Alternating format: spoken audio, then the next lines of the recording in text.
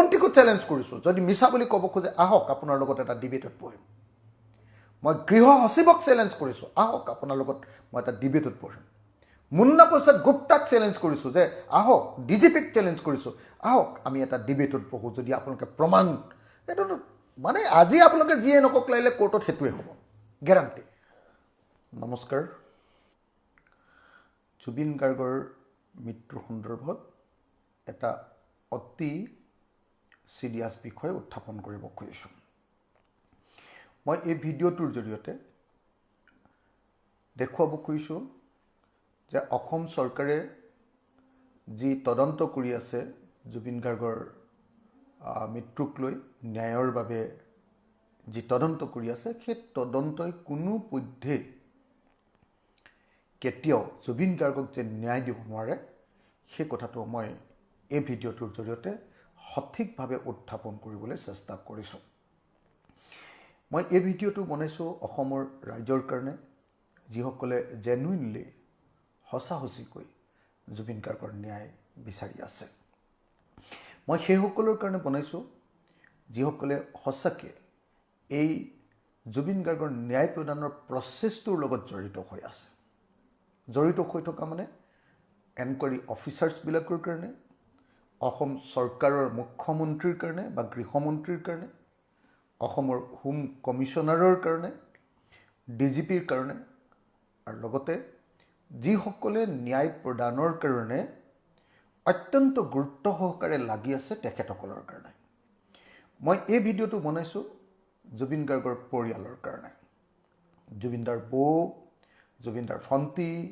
জুবিনদাৰ ফেন ক্লাব জুবিনদাৰ চাৰিওফালে থকা তেওঁলোকৰ যি সতীৰ্থ বন্ধুসকল আৰু পৰিয়ালবৰ্গ তেওঁলোকৰ কাৰণে মই এই ভিডিঅ'টো বনাইছোঁ আৰু এই ভিডিঅ'টোৰ জৰিয়তে মই অসম চৰকাৰে কেনেকৈ ন্যায় প্ৰদান নকৰাকৈ ন্যায় প্ৰদান কৰিব যদি খুজিছেও তথাপিও ন্যায় প্ৰদান যে কৰিব নোৱাৰে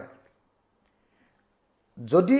ন্যায় প্ৰদান কৰিব খোজাই নাই ইণ্টেনশ্যনলি কৰিছে তেনেহ'লে বেলেগ কথা কিন্তু যদি ন্যায় প্ৰদান কৰিবও খুজিছে তথাপিও কিয় ন্যায় নাপাব জুবিন দাই এই সম্পৰ্কে মই মোৰ বক্তব্যখিনি প্ৰদান কৰিব খুজিছোঁ মই এই বক্তব্য কেনেকৈ প্ৰদান কৰিব পাৰিছোঁ মই এই বক্তব্য প্ৰদান কৰিব পৰাৰ প্ৰধান কাৰণটো হ'ল মই এজন লেজিছলেচাৰ মানে বিধায়ক মোৰ কামটো হ'ল আইন বনোৱা আইন সংশোধন কৰা আইনক সংশোধনী অনাৰ সময়ত ক্ৰিটিচাইজ কৰা আৰু শুদ্ধ পথত আইনখনৰ বিচাৰ বিশ্লেষণ কেনেকুৱা হ'ব পাৰে সেই সম্পৰ্কে বিধানসভাত মোৰ বক্তব্য দাঙি ধৰা এতিয়া এজন লেজিছলেচাৰ হিচাপে মই আইনক যিহেতু গভীৰভাৱে বিশ্লেষণ কৰিবলৈ চেষ্টা কৰোঁ বিধায়ক হিচাপে খুব গভীৰভাৱে মই আইন বা ল মই ভালকৈ ব্যাখ্যা কৰিব খোজোঁ বুজিব খোজোঁ পঢ়িব খোজোঁ সলাব খোজোঁ বনাব খোজোঁ আইন সেইকাৰণে মই আইনৰ ব্যাখ্যা কৰিব জানো বুলি ভাবোঁ দ্বিতীয়তে মই গোটেই মোৰ সংগ্ৰামী জীৱনটো মোৰ আন্দোলনৰ সময়খিনিত এতিয়ালৈকে অসমৰ ভিতৰতে আটাইতকৈ বেছি গোচৰ থকা মানুহ হিচাপে পৰিগণিত হৈছোঁ কেছ আছে মোৰ 165 নহয় এতিয়া আমাৰ হিমন্ত বিশ্ব শৰ্মাৰ পত্নী ৰিণিকী ভূঞাই দিয়া কেছটোক ধৰি 166টা কেছ মোৰ সৰ্বমুঠ হৈছে গতিকে মই কেছবিলাকত ঘূৰি ফুৰোঁতে মই কথাবিলাক বুজিবলৈ জানিবলৈ শিকিবলৈ আৰু কেনেকৈ কেছ ল এটা কেনেকৈ এপ্লাই কৰিব লাগে সেই সম্পৰ্কে জানিবলৈ পাৰিছোঁ তাৰ ওপৰত ভিত্তি কৰি মই জুবিনদাৰ গোচৰটোত যে ন্যায় নাপায় তাত ক'ত গণ্ডগোল হৈ আছে সেই কথাকেইটা ক'বৰ কাৰণে এই ভিডিঅ'টো তৈয়াৰ কৰিছোঁ আৰু মই অনুৰোধ জনাইছোঁ অসমৰ মুখ্যমন্ত্ৰী ডাঙৰীয়া প্লিজ আপুনি এই ভিডিঅ'টো চাব SITৰ মুৰব্বী মুন্না প্ৰসাদ গুপ্তা ডাঙৰীয়া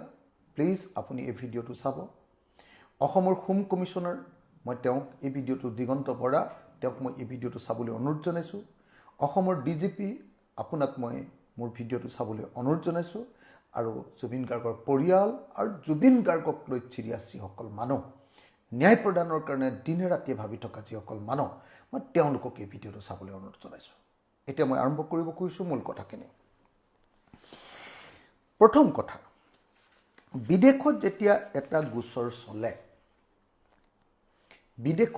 এটা গোচৰ চলে তেতিয়াহ'লে দেশৰ বাহিৰত হোৱা গোচৰ এটাৰ ক্ষেত্ৰত আমি কি কৰিব লাগে আমাৰ বিদেশৰ লগত থকা যি এগ্ৰিমেণ্ট মই এগ্ৰিমেণ্টৰ কপিটো ছিংগাপুৰৰ লগত থকা এগ্ৰিমেণ্টৰ কপিটো দেখুৱাই লৈছোঁ আপোনালোকক এই যিটো agreement between the government of Republic of India and the government of the Republic of Singapore concerning mutual legal assistance in criminal matters এই যিটো MLAT বুলি কয় MLATৰ জৰিয়তে তথ্যৰ আদান প্ৰদান কৰে ক্ৰিমিনেল কেছবিলাকৰ ক্ষেত্ৰত এই এগ্ৰিমেণ্টখন যদি আপুনি চায় তেতিয়াহ'লে ইয়াৰ প্ৰথম আৰ্টিকলটোৰ নাম হ'ল স্কোপ অফ এছিষ্টেঞ্চ মানে কি ক্ষেত্ৰত এছিষ্টেঞ্চ সহযোগিতা দুইখন দেশে কৰিব তাৰ প্ৰথম 1 নম্বৰ পেৰাত বা 1 নম্বৰ ছেকশ্যনত কৈছে কি বুলি জানেনে the contracting states shall, in accordance with the previous provisions of this agreement and subject to their respective domestic laws, provide each other mutual assistance in criminal matters. Criminal বিষয়ত in accordance with the provisions of this agreement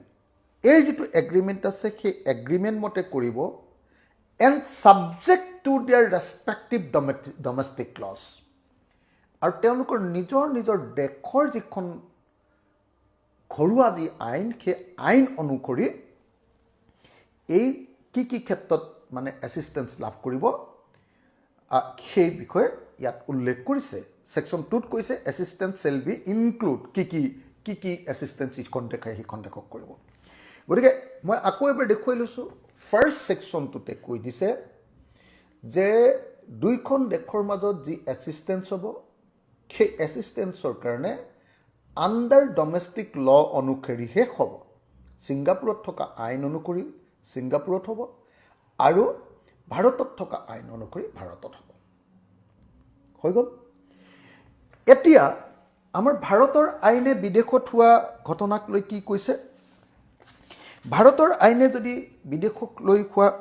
হেৰিয়াৰ কথা যদি আপুনি ক'বলৈ যায় তেতিয়াহ'লে কি কৈছে তেতিয়াহ'লে মই আপোনালোকক দেখুৱাব খোজো যে আমাৰ আগৰ যিখন CRPC আছিলে আজিকালি যিখনক BNSS 2023 বুলি কয় ভাৰতীয় নাগৰিক সুৰক্ষা সংহিতা বুলি কয় তাত মানে প্ৰচিডিঅ'ৰটো কেনেকৈ বিদেশৰ লগত কেনেকৈ ধৰণে বিদেশৰ পৰা তথ্য পাতি আনিব দুইখন দেশে আদান প্ৰদান কৰিব তাৰ প্ৰচিডিঅ'ৰটো লিখা আছে ক'ত লিখা আছে 112 নম্বৰ ছেকশ্যনত কিহৰ BNSS 2023 তাত মই আপোনালোকক গাই নিদিলেও আপোনালোকে এইটো পাৰিব যে যদি মই নহ'লে গায়ে দিওঁ তেতিয়াহ'লে আপোনালোকে কোনেও পিছত নহয় বুলি ক'বলৈও নোৱাৰিব তেতিয়া আৰু কথাটো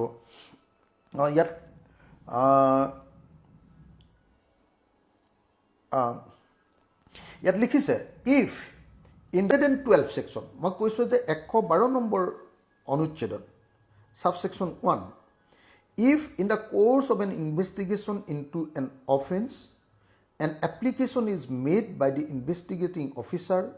or any officer superior in rank to the investigating officer that evidence may be available in a country or place outside India, any criminal court may issue a letter of request to a court or an authority in that country or place competent to deal with such request to examine orally any person supposed to be so and so. গতিকে এই 112 number যিটো section আছে 112 number ছেকশ্যনটোত কৈ দিছে যে বিদেশত যদি কিবা এটা ঘটনা ঘটে তেতিয়াহ'লে বিদেশৰ ঘটনাটো যদি কিবা তথ্য বিচাৰিব লাগে তাৰ নিয়মটো হ'ল আমাৰ IO ইনভেষ্টিগেটিং অফিচাৰ বা তেওঁতকৈ ছিনিয়ৰ অফিচাৰ ছুপিৰিয়ৰ অফিচাৰ তাতকৈ ওপৰৰ অফিচাৰে কি কৰিব লাগিব কোৰ্টৰ জৰিয়তে কোৰ্টৰ জৰিয়তে সেইখন দেশৰ কোৰ্ট য'ত ঘটনাটো ঘটিছে সেইটো ঠাইৰ কোৰ্ট অথবা কনচাৰ্ণ অথৰিটি কম্পিটেণ্ট অথৰিটি বুলি কৈছে competent authority letter of request মানে আগৰ আমাৰ লেটাৰ ৰগেটৰী বুলি কৈছিলে এইটো লেটাৰ ৰগেটৰী বা লেটাৰ অফ ৰিকুৱেষ্ট পঠিয়াব লাগিব গতিকে মই আপোনালোকক নিশ্চয় এইটো কনভিন্স কৰিব পাৰিলোঁ যে যদিহে বিদেশত এটা ঘটনা ঘটে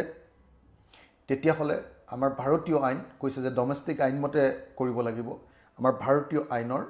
BNSS 2023 ছেকশ্যন 112 বা 112ৰ ছাবছেকশ্যন 1ত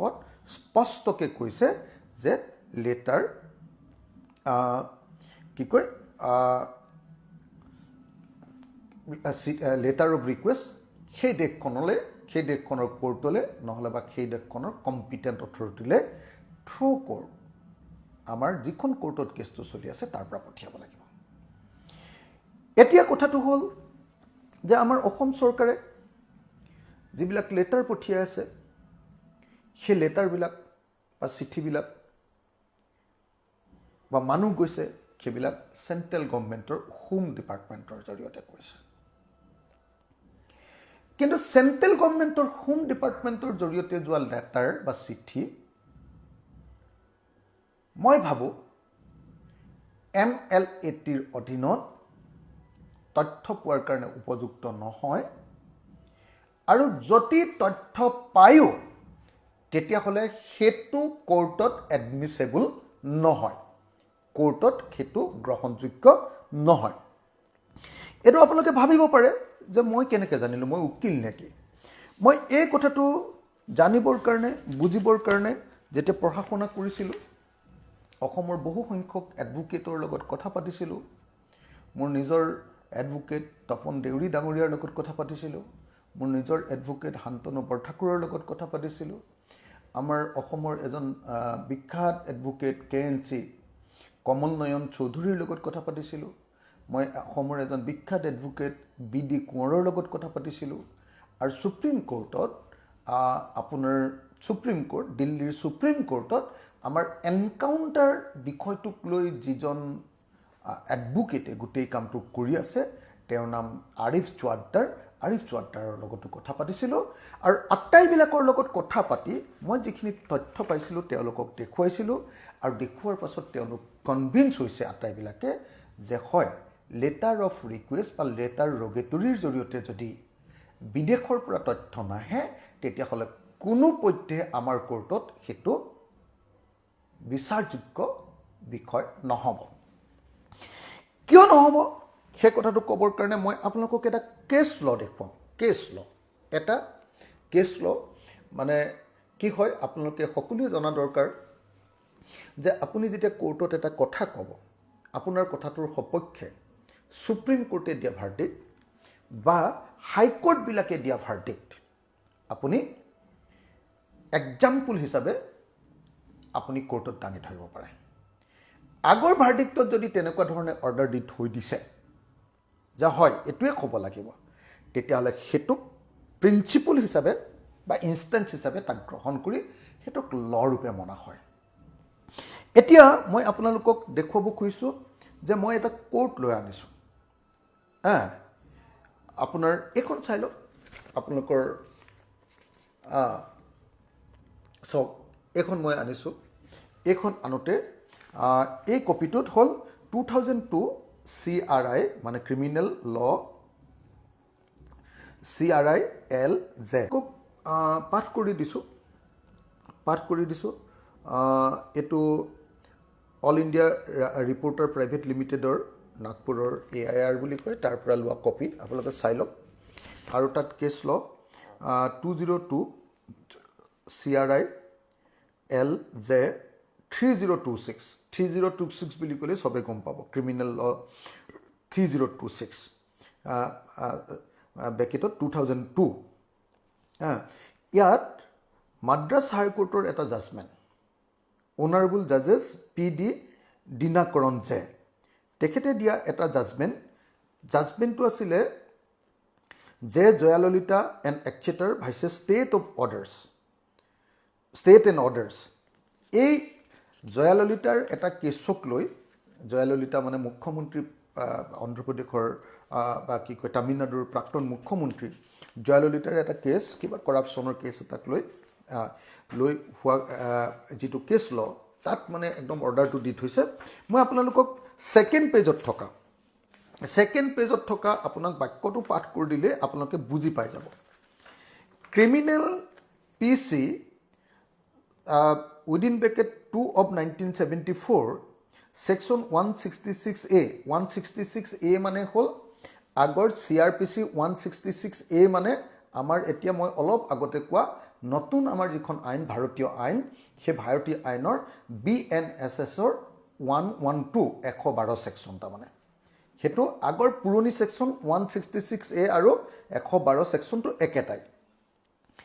তাত কি কৈছে letters rogatory মানে letter of request use of evidence collected in violation to letter rogatory sabode use of evidence collected in violation to letter rogatory and undertaking given by prosecution as well as central government would render the trial unfair and evidence inadmissible. Para 14.6, 14.7, 14.8, 14.10, 14.13, 14.14. তাৰমানে ইয়াত কি ক'লে ইয়াত একদম clearly কৈ দিছে যে letter of request নপঠিওৱাকে প্ৰজিকিউশ্যনে যদি ট্ৰায়েল কৰিব খোজে তাৰ পৰা অনা তথ্যৰে যদি ট্ৰায়েল কৰিব খোজে সেই ট্ৰায়েলটো আনফেয়াৰ আৰু এভিডেন্স ইনএডমিছিবল সেই যিটো এভিডেন্স আনিব তথ্য প্ৰমাণ আনিব সেই তথ্য প্ৰমাণবিলাক কোৰ্টত গৃহীত নহ'ব এতিয়া মই 14 এই যিকেইটা সেকশন 6 14.7 14.8 14.10 14.13 14.14 গাই দিব পাৰোঁ গাই দিয়াৰ কোনো দৰকাৰ নাই যিকোনো এডভোকেট লয়াৰ বা যিকোনো জাজ যিবিলাকে বুজি পায় কেছ ল এটা কেনেকৈ পঢ়ে তেতিয়াহ'লে এই বাক্যটো পঢ়ি দিয়াৰ পাছতে এটা স্পষ্ট হৈ গ'ল যে সেকশন 112 প্ৰযোজ্য নকৰাকে অৰ্থাৎ লেটাৰ অফ ৰিকুৱেষ্ট বা লেটাৰ্ছ ৰগেটৰী বিদেশলৈ নিদিয়াকৈ যদি চেণ্ট্ৰেল গভৰ্ণমেণ্ট বা ষ্টেট গভৰ্ণমেণ্টে কিবা তথ্যও আনে তেতিয়াহ'লে সেই তথ্য ট্ৰায়েলত সেই তেনেকুৱা ট্ৰায়েল আনফেয়াৰ সেইটো ভাল ট্ৰায়েল নহয় আৰু কি কৈছে আৰু কৈছে যে এভিডেন্স ইনএডমিছিবল তেনেকুৱাকৈ অনা এভিডেন্স একেবাৰে গ্ৰহণযোগ্য নহয় এতিয়া মোক ক'ব পাৰে যে আপোনালোকে মোক ক'ব পাৰে কোনোবাই এডভোকেটে মোক উল্টাই ধৰিব পাৰে যে ছিংগাপুৰৰ লগত আমাৰ MLAT হৈছে 2005ত আৰু এই জাজমেণ্টটো দিছে 2002 গতিকে MLATৰ কথাটো ইয়াত ডিফাইন কেনেকৈ কৰিব ছিংগাপুৰৰ কিন্তু এইটো ছিংগাপুৰক লৈ হোৱা কেছ নহয় জয়াললিতাৰ এই কেছটো আছিলে ব্ৰিটেইনক লগত লৈ UK তেতিয়া UKৰ সৈতে 1995 চনতে আমাৰ MLAT আছে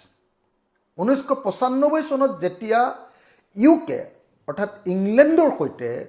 ইউনাইটেড কিংডমছৰ সৈতে ভাৰত চৰকাৰৰ যেতিয়া MLAT আছে সেই সময়খিনিৰ ভিতৰত 2002ত মাদ্ৰাজ হাইকোৰ্টে স্পষ্টভাৱে যে জয়াললিতা ভাৰ্চেছ ষ্টেট এই কেছটোত অতি স্পষ্টকৈ কৈছে যে লেটাৰ্ছ ৰগেটৰী বা লেটাৰ অফ ৰিকুৱেষ্ট নপঠিওৱাকে অনা কোনো এভিডেন্সেই এডমিছিবল নহ'ব আৰু তেনেকুৱা ট্ৰায়েলো আনফেয়াৰ হ'ব গতিকে মই মোৰ কথাটো উইথ প্ৰুফ কেছ লৰ সৈতে মই আপোনালোকৰ সন্মুখত প্ৰমাণ কৰি দিলোঁ মই ভাবোঁ যে ইয়াৰ পাছত কোনেও মোক ক'ব নোৱাৰিব যে মই মিছাকৈ কথাটো কৈছোঁ মই কথাটো সাজি কৈছোঁ সেইটো চাগে কোনেও মোক আৰু ক'ব নোৱাৰিব মই আপোনালোকক স্পষ্টভাৱে সেইকাৰণে জনাব খুজিছোঁ মই অসমৰ মুখ্যমন্ত্ৰীৰ লগতো কথা পাতিছিলোঁ মুখ্যমন্ত্ৰীকো মই সুধিছিলোঁ যে মুখ্যমন্ত্ৰী ডাঙৰীয়া আমাৰ এই কেছটোৰ কাৰণে লেটাৰ্ছ ৰগেটৰী বা লেটাৰ অফ ৰিকুৱেষ্ট পঠিওৱা হৈছেনে লেটাৰ অফ ৰিকুৱেষ্ট মানে বা লেটাৰ ৰগেটৰী তাৰ প্ৰচেছটো স্পষ্টকৈ লিখি থোৱা আছে যে লেটাৰ ৰগেটৰী কাক কয়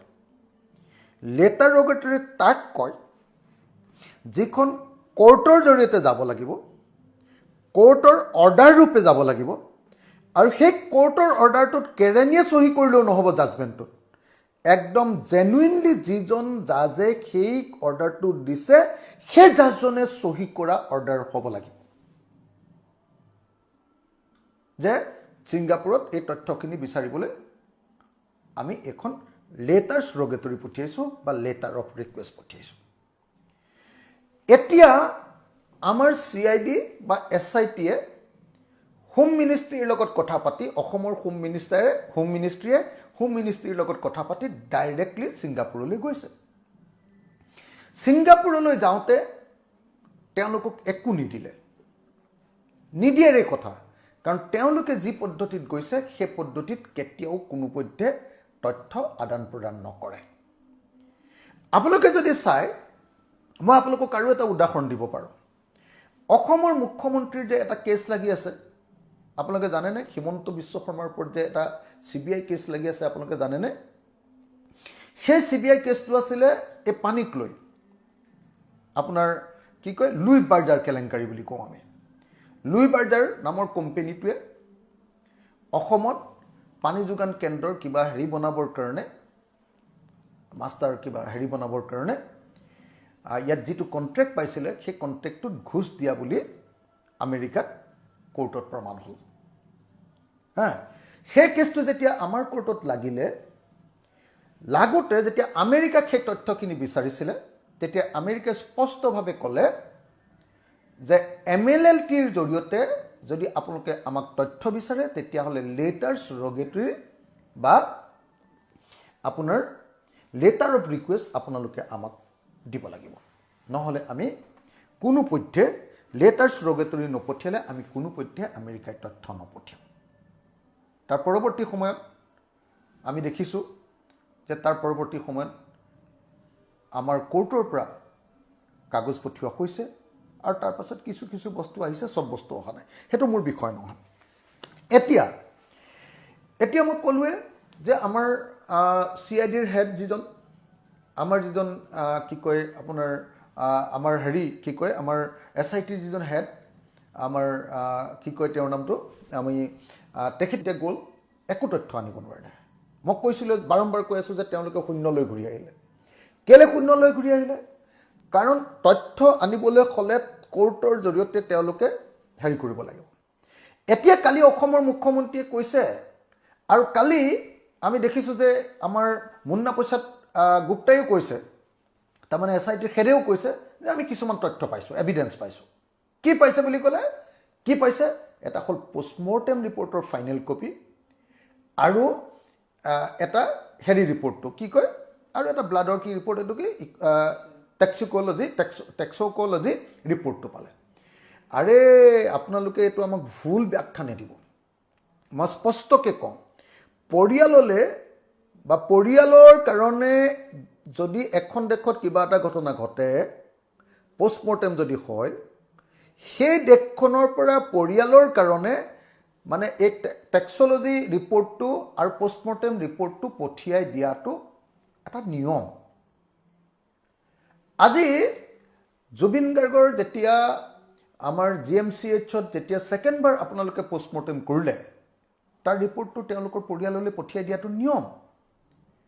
সেইটো কেতিয়াও এটা এভিডেন্স হ'ব নোৱাৰে সেইটো তেতিয়া এভিডেন্স হ'ব যেতিয়া সেইটো কোৰ্টৰ জৰিয়তে আহিব সেইটো তেতিয়া এভিডেন্স হ'ব যেতিয়া সেই যিটো পোষ্টমৰ্টেম ৰিপৰ্ট সেই পোষ্টমৰ্টেম ৰিপৰ্টটো থ্ৰু মানে প্ৰপাৰ চেনেল আহিবই লাগিব প্লাছ যিজন মানুহে পোষ্টমৰ্টেমটো কৰিছে সেই পোষ্টমৰ্টেম কৰা মানুহজনে পৰৱৰ্তী সময়ত আমাৰ ইয়াত ষ্টেটমেণ্ট দিব লাগিব ডাক্তৰে নহ'লে সেইটো কোনোপধ্যে সেই পোষ্টমৰ্টেম ৰিপৰ্টটো কোৰ্টত লিগেলাইজ নহয় ঠিক তেনেকৈ এই টেক্সিক'লজি যিটো ৰিপৰ্ট আহিছে টেক্সিক'লজি ৰিপৰ্টটোত ইয়াত আহিব পাৰে সেই ৰিপৰ্টটো চাই মানিবও পাৰে যে এইটো ব্লাডৰ ৰিপৰ্ট এইটোত হেৰি নালাগে কিন্তু তাৰ পাছতো মই ভাবোঁ যে কোৰ্টত যদি সেইটো গৃহীত হ'বলৈ হয় যিজনে এই ৰিপৰ্টটো বনাইছে তেওঁ আকৌ ষ্টেটমেণ্ট দিব লাগিব এতিয়া আমি আটাইতকৈ গুৰুত্বপূৰ্ণ কথাটো হ'ল ভাৰতীয় আইন অনুসৰি যদি কিবা এটা ঘটনা ঘটে তেতিয়াহ'লে মই ক'লোৱে যে বিদেশৰ পৰা তথ্য আনিবলৈ হ'লে তিনিটা বস্তু আনিব লাগে আপোনালোকে জানে এটাৰ নামটো হ'ল এভিডেন্স এটাৰ নাম হ'ল ষ্টেটমেণ্ট আৰু আনটোৰ নাম হ'ল আপোনাৰ ডকুমেণ্টছ এই তিনিটা বস্তু আনিবৰ কাৰণে মই ক'লোৱে যে মাদ্ৰাজ হাইকোৰ্টে কৈ থৈছে যে লেটাৰ্ছ ৰেগুলেটৰীৰ জৰিয়তে আনিব পাৰিব বিদেশৰ পৰা আৰু তেতিয়াহে কোৰ্টত এডমিচিবল হ'ব নহ'লে সেইটো ট্ৰায়েল পোৱাৰ আগতে আনফেয়াৰ ট্ৰায়েল বুলি কৈছে ট্ৰায়েল পোৱাৰ আগতে চাৰ্জ ফ্ৰেম যে হ'ব চাৰ্জ ফ্ৰেম কৰোঁতে কোৰ্টে সেইটো ডিনাই কৰি দিব যে এইবিলাক ৰিপৰ্টৰ কোনো অৰ্থ নাই গতিকে লগে লগে কি হ'ব এই একিউজ পাৰ্চনছবিলাকে যিবিলাক অভিযুক্ত যিসকলে এতিয়া জেইল হাজোতত আছে জেইলত নহয় জুডিচিয়েল কাষ্টডিত আছে তেওঁলোকে লগে লগে বেইল পাই যাব আৰু কেছো মই ভাবোঁ যে চাৰ্জতে সেই কেছ শেষ হৈ যাব চাৰ্জ ফ্ৰেমেই নহয় যদি কিবা কাৰণত কিবা ইনফ্লুৱেঞ্চ কৰি চাৰ্জ ফ্ৰেম হয়ো আমাৰ ধৰক বিৰাট ডাঙৰ কেছ বুলি ভাবি কোৰ্টে ভয় চয় খায় কিবা কাৰণত ইনফ্লুৱেঞ্চ হৈ সেইটোৰ ভিতৰলৈ নোসোমাই কেছটো চাৰ্জ ফ্ৰেম কৰি দিওঁ যি হ'ব বুলি যদি কৰিও দিয়ে তেতিয়াহ'লেও মই আপোনালোকক এটা কথা কৈছোঁ যেতিয়া ট্ৰায়েল আৰম্ভ হ'ব ফাৰ্ষ্ট ট্ৰায়েলতে এইবিলাক চব ইনএডমিচিবল বুলি দলিয়াই পেলাব কোৰ্টে কথাটো বুজিলেনে গতিকে মই অসমৰ মুখ্যমন্ত্ৰী ডাঙৰীয়াক মুন্না প্ৰসাদ দাসগুপ্তা ডাঙৰীয়াক আমাৰ হোম কমিশ্যনাৰ ডাঙৰীয়াক দিগন্ত বৰা ডাঙৰীয়াক আৰু আমাৰ ডিজিপি ডাঙৰীয়া তেখেতসকলক সকলোকে অনুৰোধ কৰিব খুজিছোঁ আৰু এগৰাকী ছোৱালী আছে নহয় যিগৰাকী আয়ো হয় তেওঁকো মই অনুৰোধ কৰিব খুজিছোঁ কিবা দাস আয়োগৰাকীকো মই অনুৰোধ কৰিব খুজিছোঁ যে সঁচাকৈ যদি আপোনালোকে এই কেছটোত কিবা ফলাফল লাভ কৰিবলৈ হয় তেতিয়াহ'লে আপোনালোকে BNSS 2023 ছেকশ্যন 112ৰ জৰিয়তে লেটাৰ অফ ৰিকুৱেষ্ট বা লেটাৰ্ছ ৰেগুলেটৰী পঠিয়াইহে আপোনালোকে তথ্য আনিব লাগিব আৰু অকল সেইটোৱে নহয় আৰু বহুত কথা আছে যিবিলাক কথা মই এতিয়া বেছি দীঘলীয়া নকৰোঁ এইটো হেৰি হৈ যাব সেইকাৰণে মই বাৰম্বাৰ কেলৈ কৈ আছোঁ যে জুবিন গাৰ্গৰ এই ঘটনাই কিয় ন্যায় নাপায় বুলি কৈ আছোঁ এতিয়া আপোনালোকে বুজিলে নাই কোনোবাই যদি বুজি পোৱা নাই মোক প্ৰশ্ন কৰিব পাৰে মই উত্তৰ দিবলৈ প্ৰস্তুত আছোঁ মই অসমৰ মুখ্যমন্ত্ৰীৰ লগত এই সম্পৰ্কে বিতৰ্ক কৰিবলৈ প্ৰস্তুত আছোঁ মোৰ লগত পুৰা তথ্য প্ৰমাণ আছে মই আপোনাৰ সেইকাৰণে লগ পাব খুজিছিলোঁ আমাৰ যিটো SITৰ হেড মুন্না প্ৰসাদ গুপ্তাক মই লগ পাব খুজিছিলোঁ মই ক'বলৈ যাব খুজিছিলোঁ তেখেতক মই এপইণ্টমেণ্ট বিচাৰিছিলোঁ তেখেতে আগদিনা মোৰ ফোনটো ধৰিলে আৰু পিছদিনা ক'লে যে মই সুধি ল'ব লাগিব মই কাইলৈহে জনাব পাৰিম বুলি ক'লে মোক পিছদিনা ফোন কৰি তেওঁ যেতিয়া ক'লে তেতিয়া তেওঁ মোৰ লগত কথা পাতিব নোৱাৰিম বুলি ক'লে গতিকে তেওঁক মই জনাব পৰা নাই সেইকাৰণে উপায় নাপায় এই মই ভিডিঅ'টো কৰিছোঁ আৰু এই ভিডিঅ'টো আপোনালোকে সকলোৱে নিজৰ লগত ৰাখি দিয়ক মই আপোনালোকক গেৰাণ্টি দি কৈছোঁ মোৰ নাম অখিল গগৈ মই আপোনালোকক গেৰাণ্টি দি কৈছোঁ মই এজন লেজিছলেচাৰ আৰু মই গোটেই অসমৰ আটাইতকৈ বেছি কেছ থকা গোচৰ থকা মানুহ এজন গতিকে মই আপোনালোকক গেৰাণ্টি দি কৈছোঁ যে জুবিন গাৰ্গে ন্যায় নাপায় জুবিন গাৰ্গে ন্যায় পাবলৈ হ'লে BNSSৰ ছেকশ্যন 112ৰ অধীনত কোৰ্টৰ জৰিয়তে আকৌ এবাৰ কৈ দিছোঁ আদালতৰ জৰিয়তে আমাৰ যি আদালতত এই কেছটো চলি আছে তেওঁলোকৰ জৰিয়তে ছিংগাপুৰৰ কোৰ্টলৈ য'ত সেই এলেকাটো পৰিছে য'ত ঘটনাটো ঘটিছে সেই কোৰ্টলৈ অথবা কম্পিটেণ্ট অথৰিটিলৈ লেটাৰ অফ ৰিকুৱেষ্ট পঠিয়াব লাগিব আৰু তাকো সেই লেটাৰ অফ ৰিকুৱেষ্টত আমাৰ যিজন জাজে জাজমেণ্টটো দিব যে এইখন পঠিয়াব লাগে সেই জাজজনৰ অৰ্ডাৰত একদম ডাইৰেক্ট নিজৰ চহী থাকিব লাগিব এনেই SD বুলি কৈ যে কেৰাণীয়ে চহী কৰি দিয়ে এইখনত নহ'ব হা গতিকে মই জুবিন গাৰ্গৰ পৰিয়ালক বৌ আৰু ভণ্টিক ক'ব খুজিছোঁ, জুবিন গাৰ্গৰ সতীৰ্থসকলক ক'ব খুজিছোঁ, জুবিন গাৰ্গৰ ফেন ক্লাবটোক জনাব খুজিছোঁ আৰু লগতে অসমৰ সেইসকল সচেতন মানুহক জনাব খুজিছোঁ যিসকলে সঁচাকৈ জুবিন গাৰ্গক লৈ চিৰিয়াছ, তেখেতসকলক জনাব খুজিছোঁ যে অসম চৰকাৰে যি কোৰ্টত কেছ লগাইছে এই কোৰ্টৰ কেছটোৰ পৰা জুবিন গাৰ্গে কেতিয়াও ন্যায় নাপায়। জুবিন গাৰ্গে ন্যায় পাবলৈ হ'লে উইথ ডিউ প্ৰচেছ এই কেছটো আগবাঢ়িব লাগিব। কিন্তু জানিয়ে হওক বা নেজানিয়ে হওক অসম চৰকাৰে CIDয়ে SITয়ে মুখ্যমন্ত্ৰী হিমন্ত বিশ্ব শৰ্মাই মই তেখেতক নিজে ফোন কৰি জনোৱাৰ পাছতো এতিয়ালৈকে এই প্ৰচেছটো আৰম্ভ কৰা নাই। মই ভাবোঁ যে সেইকাৰণে যিকোনো সময়তে যেতিয়াই চাৰ্জশ্বিট দি দিয়া হ'ব, মই জানো যে চাৰ্জশ্বিটত কি থাকিব, মই চব কথা গম পাইছোঁ, খবৰ পাই আছোঁ, মানে ইনফৰ্মেশ্যনছবিলাক গেডাৰ কৰি আছোঁ যে চাৰ্জশ্বিটত কি দিব। চাৰ্জশ্বিটত হত্যাকাণ্ড বুলিও যদি দিয়ে তাৰ পাছতো একো নহ'ব। মানুহে চাৰ্জশ্বিটখনক হত্যাকাণ্ড বুলি দিয়াৰ কাৰণে বহুত ফূৰ্তি পাব, এইবাৰ হত্যাকাণ্ড বুলি দিলে, কিন্তু হত্যাকাণ্ড বুলি দিয়াৰ পাছতো কোনো পধ্যে তাৰ পৰা কোনো ফলাফল নাপাব। কাৰণ বিদেশৰ পৰা আনিবলগীয়া, আকৌ এবাৰ কৈছোঁ, এভিডেন্স, আকৌ এবাৰ কৈছোঁ ষ্টেটমেণ্ট, অভিযুক্তবিলাকৰ ষ্টেটমেণ্ট বিদেশৰ আৰু ডকুমেণ্টছ, এইবিলাক আইনৰ নিয়ম অনুসৰি অনা হোৱা নাই। অবৈধভাৱে অনাৰ কাৰণে সেইটো কোৰ্টত ইনএডমিছিবল বুলি কৈছে, এইটো গ্ৰহণযোগ্য নহ'ব আৰু এনেকুৱা ট্ৰায়েল আনফেয়াৰ ট্ৰায়েল বুলি কোৰ্টে ৰিজেক্ট কৰি দিব। ধন্যবাদ। জয় অসম, জয় জুবিন দা। মই আকৌ এবাৰ কৈছোঁ, জুবিন দাৰ ন্যায়ৰ কাৰণে মই যি যুঁজ আৰম্ভ কৰিছোঁ, ৰাইজৰ দলে যি যুঁজ আৰম্ভ কৰিছে, কৃষক মুক্তি সংগ্ৰাম সমিতি আৰু ছাত্ৰ মুক্তি সংগ্ৰাম সমিতিয়ে যি যুঁজ চলাই আছে, এই যুঁজ আমি এৰি নিদিওঁ। আৰু সেইকাৰণে বাৰম্বাৰ এনেকৈ জুবিন গাৰ্গক লৈ কথা কৈ আছোঁ। মই মুখ্যমন্ত্ৰীকো চেলেঞ্জ কৰিছোঁ, যদি মিছা বুলি ক'ব খোজে আহক, আপোনাৰ লগত এটা ডিবেটত বহিম। মই গৃহ সচিবক চেলেঞ্জ কৰিছোঁ, আহক আপোনাৰ লগত মই এটা ডিবেটত বহিম।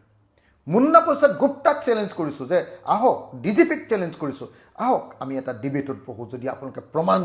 এইটো মানে আজি আপোনালোকে যিয়ে নকওক লাগিলে কোৰ্টত সেইটোৱে হ'ব, গেৰাণ্টি। মই চব এডভোকেটৰ লগত কথা পাতি লৈছোঁ, চব কেছ ল পঢ়ি লৈছোঁ, গোটেই আইনকেইখন পঢ়ি লৈছোঁ। গতিকে একদম কথাটো খাটাং। আপোনালোকে এইবিলাক গণ্ডগোলীয়া কাম কৰি জুবিন গাৰ্গৰ হত্যাকাৰীয়ে হওক বা জুবিন গাৰ্গৰ মৃত্যুৰ কাৰণে জগৰীয়া মানুহবিলাকক বচাবৰ কাৰণে যি কাম কৰি আছে, এই কামটো কেতিয়াও